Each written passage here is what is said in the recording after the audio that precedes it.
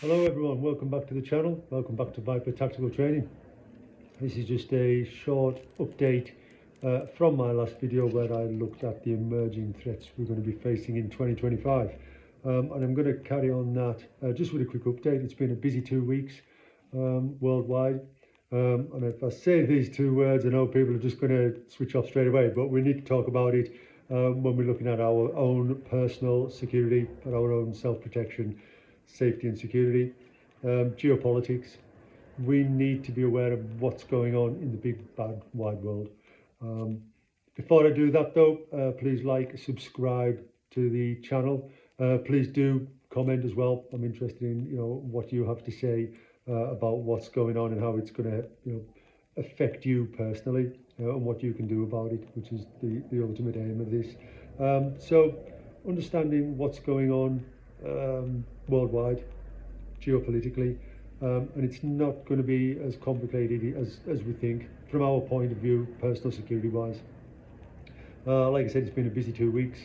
So what I've done, I've got a big list that I'm going to be looking at when I do the workshop in a couple of weeks. And from that, I've just got a small list here, which I'm going to go through. Like we said, whatever's happening worldwide, it's going to affect us either nationally for the country where you're living, or even locally. So where you live, where you work, where you socialise. And as we've seen from countless terrorist attacks and everything else that's happening, whether it's a terrorist attack or a natural disaster, a man-made disaster, things which are happening around the world, we need to be aware of when it comes to our own self-protection. Like I said, this is not a political channel. I'm not talking about that. I'm not bothered about who's fighting against who, why they're fighting, what the reason is for things like that. If there's a war going on the far side of the world, what we are interested in is how that is going to affect us personally, where we are living. So let's look at just a short list of things that could have an implication for where you're living. And we can start off with, over the last couple of weeks, we've seen President Trump, first of all, he's come out with the notion that he wants to take over Gaza. So as you're probably aware, we've had, since the Israeli-Hamas war started, we've had loads and loads of protests, demonstrations, call them what you want, every weekend in London. And now we've got the ceasefire. And just recently, we've had President Trump saying he wants to take control of Gaza, make it into the Middle Eastern Riviera, whether there's Palestinians there or not. So again, now that's got the world up in arms, not just from Palestinians, but on a national level as well. So we need to be aware of how that's going to affect us. And just today, we've had aid going to be stopped to South Africa with what's happening there. So, I urge you to, keep checking worldwide what's going on, how's that going to affect you in your country. UK-wise, it's been rather busy again. So let me just read this. So we've had a new definition of extremism and radicalisation proposed by the UK Home Office.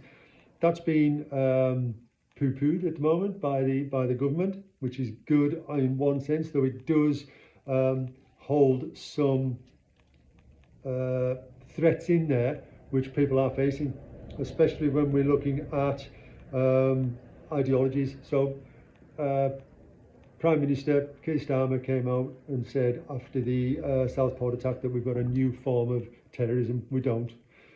We've always had lone actors who are either ideology focused, or they're just idiots who want to go and kill people for no good reason.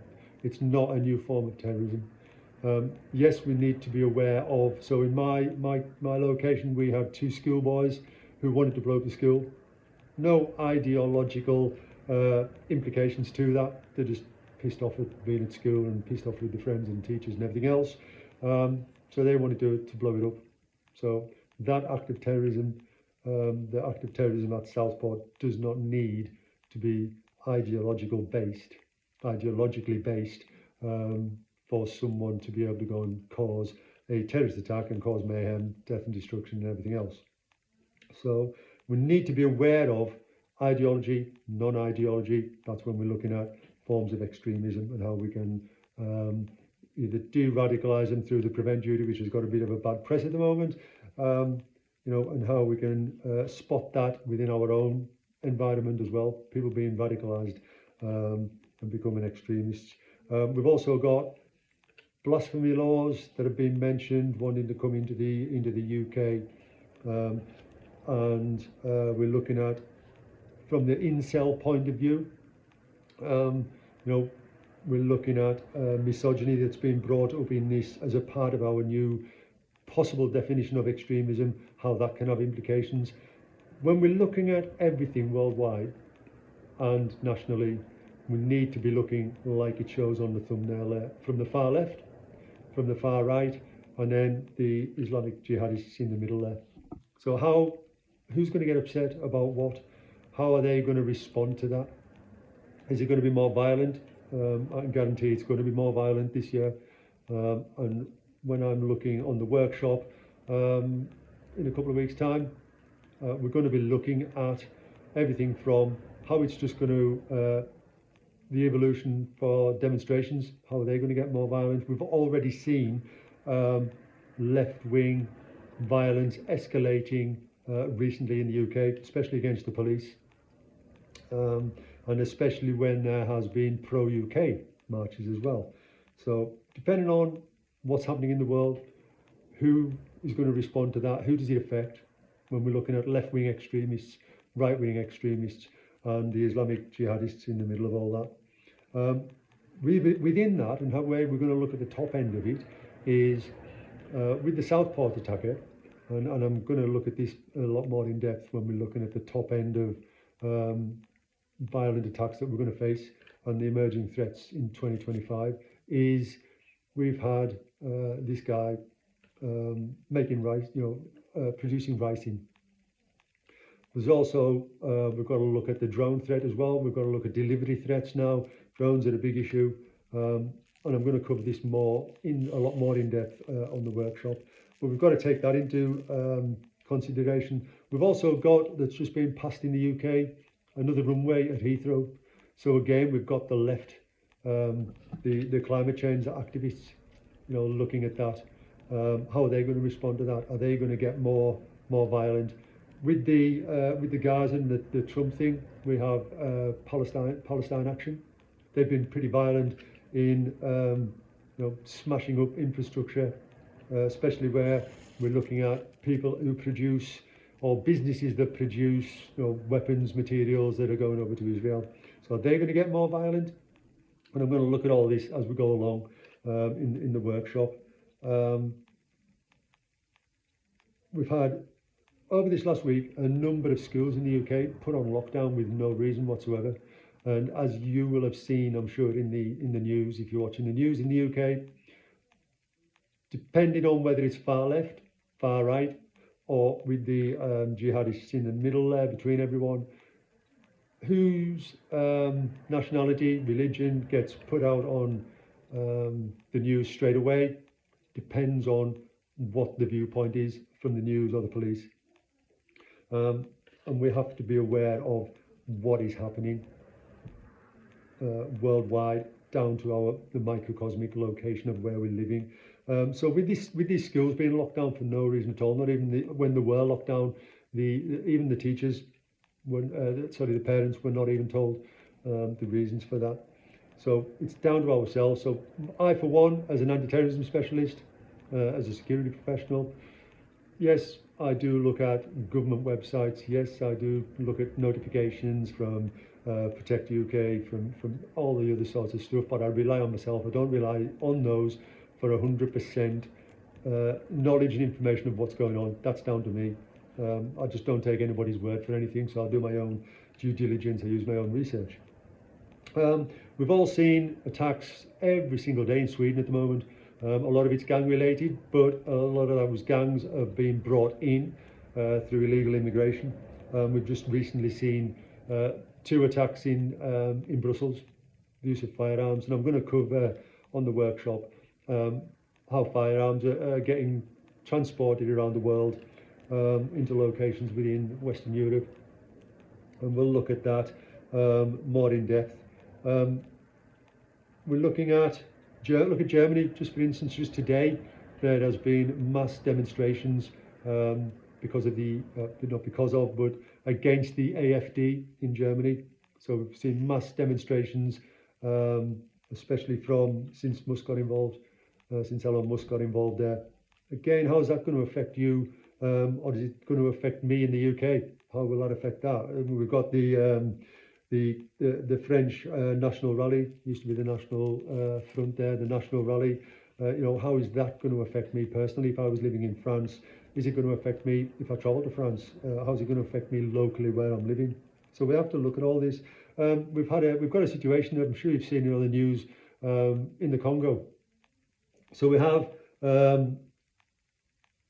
M23, which is a rebel group backed by Rwanda, fighting against the Democratic Republic, the DRC, the Democratic Republic of Congo.